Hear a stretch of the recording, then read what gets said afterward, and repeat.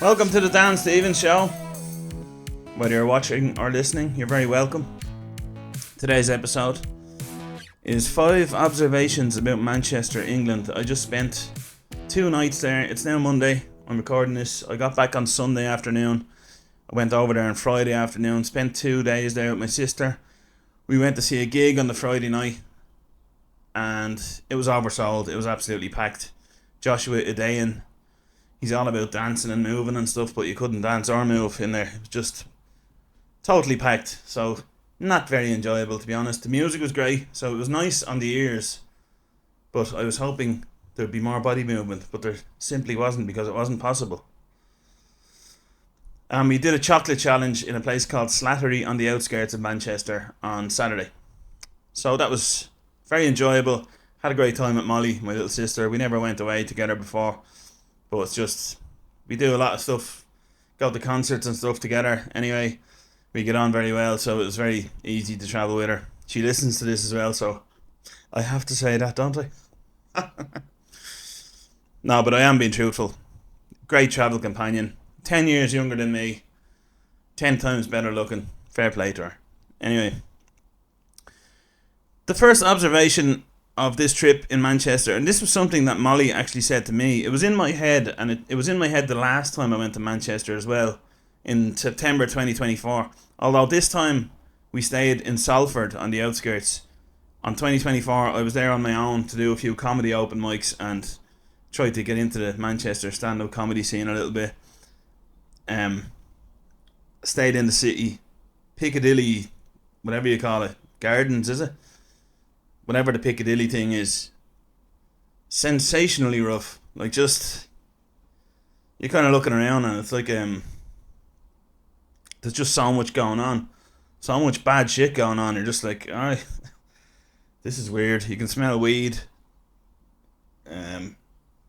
People are drinking, but they're not happy drinking. They're just devious drinking, if you know what I mean. But I didn't hang around there long. And it is quite a... That's what I noticed when I stayed around the city. I hadn't been on the outskirts much. My only previous trips to Manchester were to Man United games with my brother years ago, like 20 years ago or so. And one with my friend Gary Devaney in 2013, where they were beaten by Bayern Munich, actually. Arjen Robben scored that volley. Sickener it was. Darren Gibson scored a couple, I think. Anyway, this was the first time where I went over there, and it was kind of... I mean, there was a couple of distractions, but it was just going over to see the place, really. I mean, we stayed outside as well. That's the key point here. We weren't staying in Deansgate. It was kind of Salford that we stayed in. Very, very difficult to get accommodation. I will talk a bit more about that later, but the first point that I want to make, the first observation, is how dystopian it is there. The word dystopian, I like the word dystopian because it's quite an ambiguous term in that it's quite vague and you can't really nail down the meaning of it, of the word. And I think the meaning of the word is that very thing. You look around and you can't really, you're kind of like, I don't know what's wrong here. I don't know what this is. But it doesn't feel right. That's kind of what dystopian means to me. It's a mirror of the word itself. It's kind of, why does it feel this way? It feels empty, it feels hollow. A slight hint of danger. Sadness. It's grim. It's grim up north is what they say.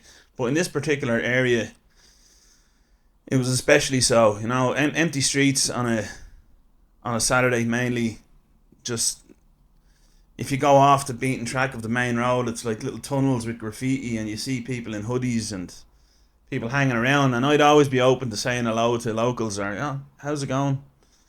Or whatever, in Dublin, anywhere. But you wouldn't want to say something here in case it gets misconstrued and you get attacked or knifed or whatever.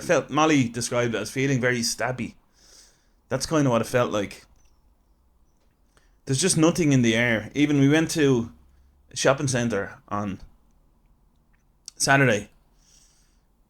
Salford shopping centre. I'll put a picture of it up here. I'll put some pictures up for the viewers. I'll describe it for you though. anyone listening, it's a very run down shop. A lot of closed entrances, like you know the way they are now. It's just normal now. You go to a shopping centre and there's a lot of closed shops. Maybe not. Some in Dublin are successful, but they have these positive images on them of whatever advertising. But there was no music in the place, and it's very bright in a kind of clinical kind of way. It's like hospital light in the place. No background music. A lot of elderly people, a lot of disabled elderly people, very rough people that are living a rough life. You can tell by their demeanour. They're hunched over. They're struggling. A lot of tracksuits. It's just people are trying to get by. They're head down, earphones in, trying to get by. There's nothing to be happy about. There's a Domino's pizza at one side of it. There's the cheapest supermarkets in it. And I'm not judging people in tracksuits, by the way, but they're very tracksuity kind of tracksuiters. They wouldn't. They've almost grown into a tracksuit. It's like it grew on them. And there's usually some sort of mark on them, like whether it's a black eye or a face tattoo or a scar or something. There's usually some sort of marker of struggle. So a lot of people like that. Very dystopian. Again, I can't. Is that word overused? I don't know. But it's a combination of different feelings that I just can't describe.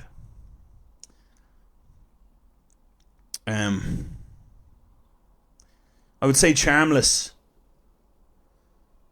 A charmless place. I know the history of Manchester is it was quite industrial, I think, and quite an industrial place. And then followed by the falling apart of that industry and the rapid growth of the city centre. I think has combined to create this sort of modern skyscraper city with no middle ground leading out to the outskirts. It's just really urban modern, like any other shitty high-rise city that most cities are like now, and then just straight out to really rough, desolate, run down, not very well managed or funded. There's no hope. And I think maybe it's always been like that, and that's maybe the charm of the place. I've read, and the people that live there, they know it. I mean, this doesn't stay miserable, by the way. I think this kind of place certainly has a bright side. It certainly has. When I say a bright side, I mean look at the culture and the art that has emerged from that place. Now, one thing I did start to wonder as well, and just as a curious kind of a curious sort of a man, I started to think, is this place like this? And are these buildings, the buildings in particular, are horrible. Like, see that Rubik's Cube? That looks like the outside of a lot of the buildings. And there was one place just down the road from where we were staying, and it was a block of apartments, a real high-rise block of apartments, and it was covered in netting, like totally covered in green netting. The windows were, and I don't know why, but it's worst case it's to stop people jumping out the windows. I'd imagine that's what it is. I don't know. I couldn't believe it. So, what does come from that, though, I think, is I was imagining myself if I lived there or grew up there. Not that I could imagine it. I've been quite privileged to grow up in Blanchardstown Village, as opposed to other parts of Blanchardstown, even, that some of my listeners are actually from. Poor old Devils. Best chipper in Ireland beside me there for years. Not anymore, but anyway.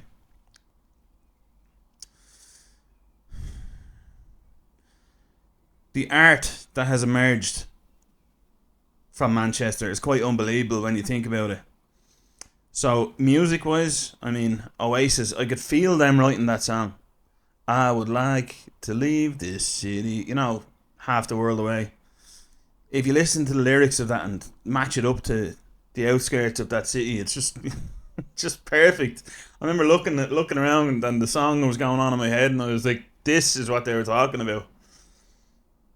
It's crazy. And most of their music, I can imagine.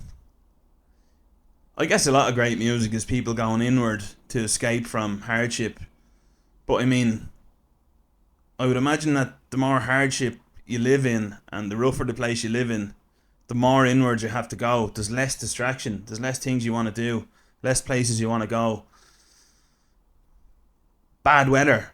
Just everything is against people there, I think. A lot of rain, bad weather.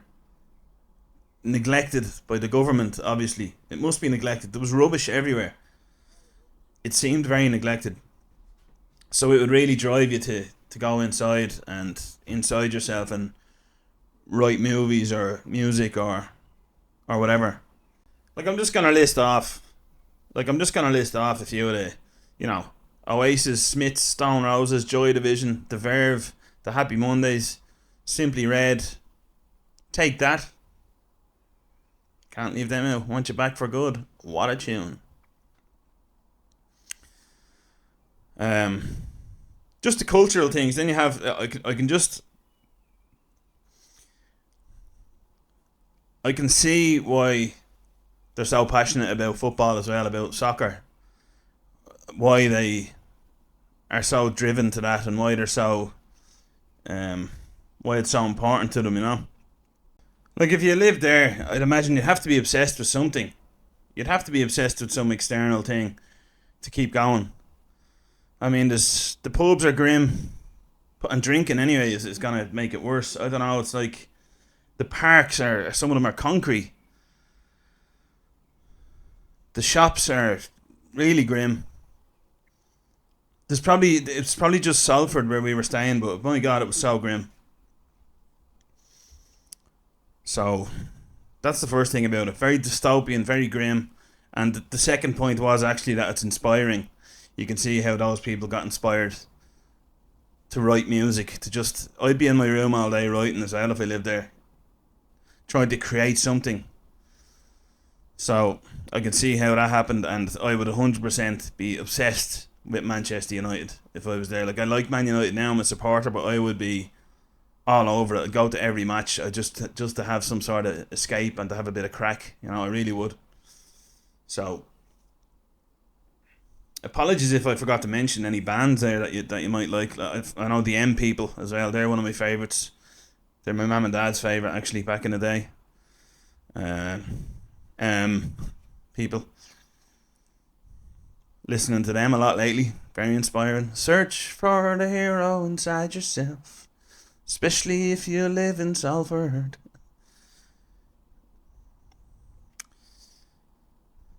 Who knows? I'd say football and music and movies and whatever are the positive distractions. But you could easily end up on the other stuff as well. For escapism. But you'd have to do something. Okay. Another observation. Dangerous. My God, it's a dangerous place. I'm going to give you one example. Now, I will give a disclaimer here. I had tried to complete a chocolate challenge. You can see that on my Instagram. I was very confident. Me and Molly went over there, booked it a couple of months back. A place called Slattery. We went there, massive piece of cake.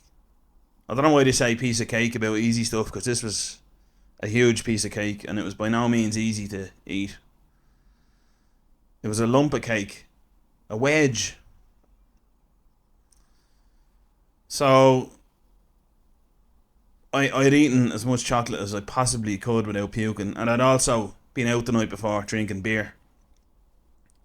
And me and Molly insisted on us getting pizza. We got pizza delivered from Domino's and then ate it that morning as well.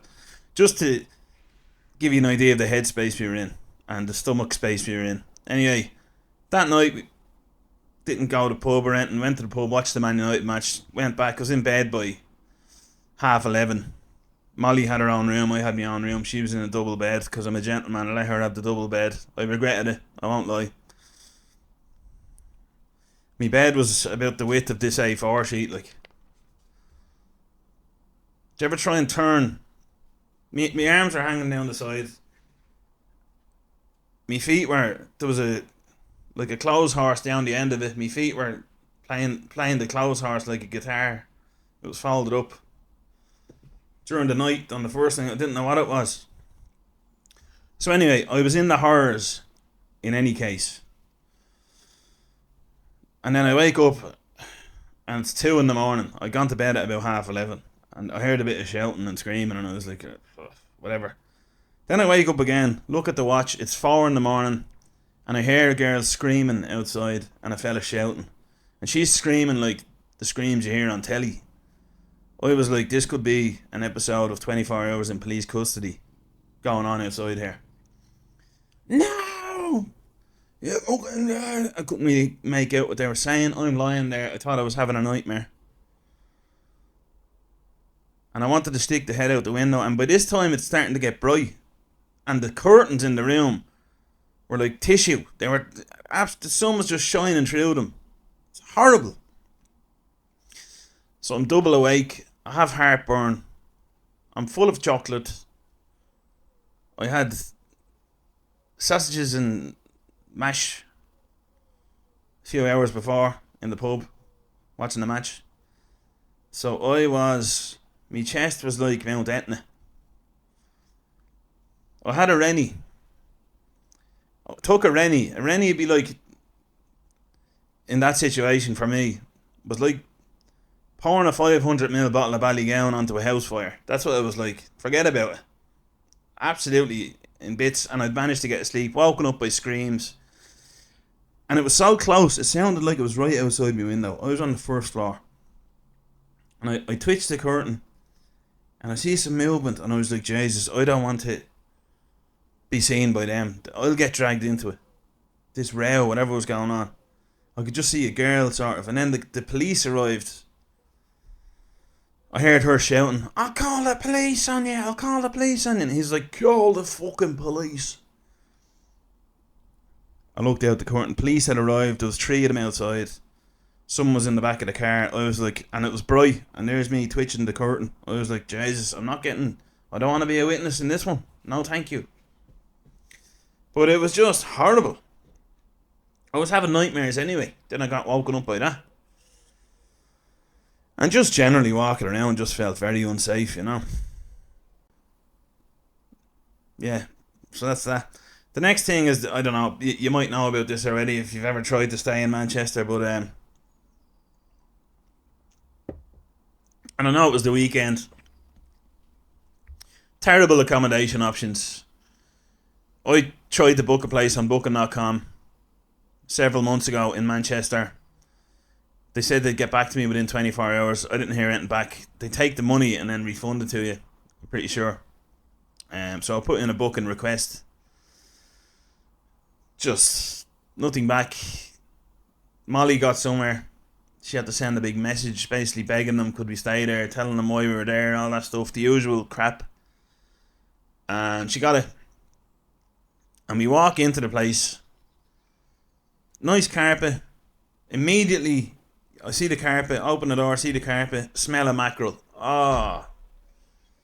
And I know it was mackerel because I've smelled mackerel. It was an oily fish. Maybe some other oily fish, but the kitchen just smelled like mackerel. It was absolutely horrific. And there's nothing you can do about that. The bedrooms are alright. Apart from the toilet paper curtains. But yeah. Sticky floors as well, may I add, in the kitchen. Sticky floors, smell of mackerel. What was going on in there? I don't know. God only knows. Some sort of party anyway. But eventually we got used to the smell of mackerel. It's very hard to get rid of it. No coffee in the place. Nothing like that. No welcome or not even. Nothing. Hardly any receptacles to drink out of either. if you will, coffee glasses and no coffee. Weird. Molly had been scammed in Manchester twice in one night before, so she was very wary about it as well. Um, Apparently, it's a big thing. People getting scammed in accommodation in Manchester. Airbnb, Booking.com. You turn up and it's Molly turned up to a place and it was a squatter's den.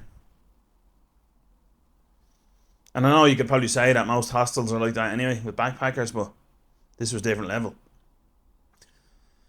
So yeah, terrible accommodation options, very expensive for what you get, ripped off in a terrible location as well. And I'll finish off with the final observation being that, I mean, it definitely gave me a real appreciation of living in Ireland. Oh my God. Going to Manchester has given me a massive appreciation of Dublin, of Ireland, of even the suburbs of Dublin, the ones that are working class. They still have the charm. They're not hollow, empty vessels like how Manchester feels. And I know we have our problems, obviously, but yeah, it's just, I don't know. I feel sorry for them. Manchester surrounding Manchester areas. I mean, yeah, made me very. I was looking forward to getting back to my own house anyway, so it's good. It gives you a bit of perspective, experiences like that. You know, you can take some sort of positives out of stuff like that. So yeah, before I forget as well, will you please follow on Spotify and give 5 stars. Like and subscribe on YouTube if you're watching there. Apple, give 5 stars. Wherever you are, thank you. That would be great. If you could do it, give the podcast a good boost. But it just made me realise, for all our flaws in Ireland and all of the stuff going on, at least we still have our charm. And maybe for a lot of you, I don't know, some people might not feel that anymore as well. But it's there if you look for it. It is, I think. So glad to be back in Ireland. Glad to be away from Salford. I don't know if I'm going to get kickback for this or something. Well, the podcast isn't popular enough to get any kickback yet. Anyway. And maybe I'm reading the whole thing wrong. Maybe Salford is salt of the earth, working class people just getting on with it, but it feels like that's been ripped out of it even, to be honest with you. And I've been to other places in the UK as well, and it feels a bit like that as well. Actually, the high streets are just empty and boarded up, and yeah, it's just. Yeah, I guess I'll just sum it up. I mean, the observations about Manchester, England, from my point of view, as a curious, observational 37-year-old Dublin man travelling to Manchester with my sister, and she's the one who initially said that word dystopian, and she'd be a lot more, I guess, optimistic than me about society and about how things are, and a lot more level-headed about, like, she's not like as old-fashioned as me, and she still said it and she felt it. We were feeling the same thing. So yeah, I mean, my observations were, it's dystopian, inspiring, dangerous, the accommodation is terrible, and it'll make you appreciate Ireland a lot more when you visit there. I could see what Jerry Cinnamon said when he when he wrote that song Diamonds in the Mud, because that's certainly what a place like that produces. Similar to places like Sheriff Street, and but I think that's a different level. Sheriff Street and places around town, they have a lot of heart and a lot of charm and a lot of crack. Even I was in Swords earlier today. Sorry to keep going on about it, but I looked around and I was like, yeah, this place is actually just there's nothing really happening, but there's a lot happening, But these places, these dystopian English towns, UK towns, you just don't feel like there's anything happening, and you do wonder. So, not to sound like a conspiracy theorist, because that's what you don't want to. Nobody wants to sound like that. That's the worst thing you can sound like, because then you question too many things.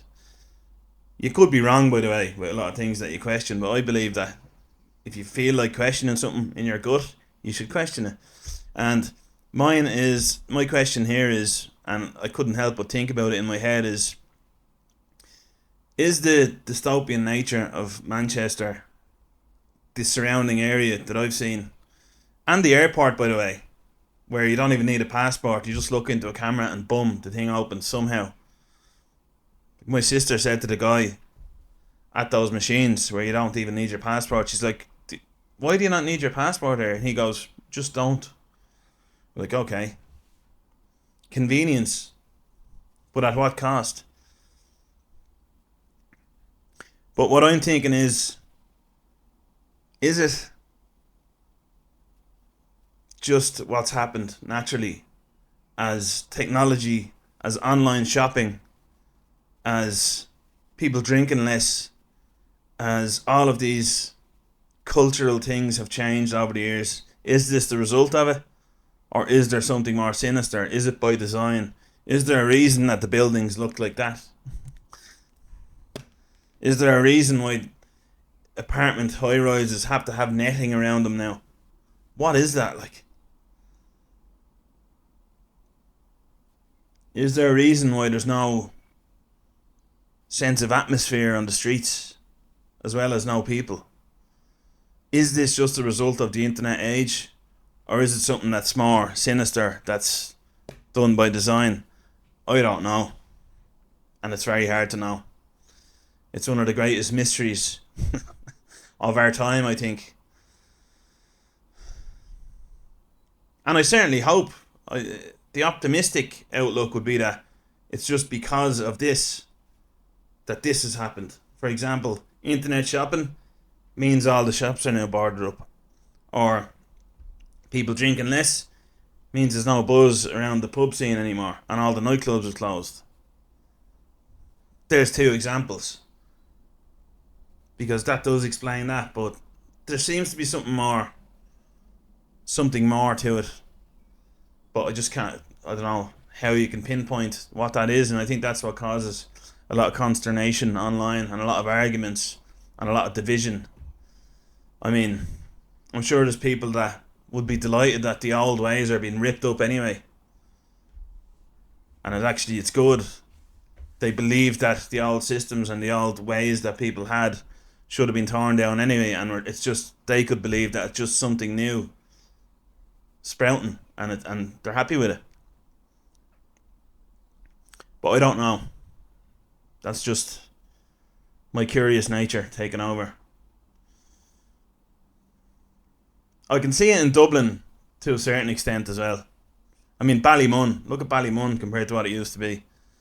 Since the flats went down, I think it's just, I don't know. I don't know enough about it. I'm not going to start talking about particular places, but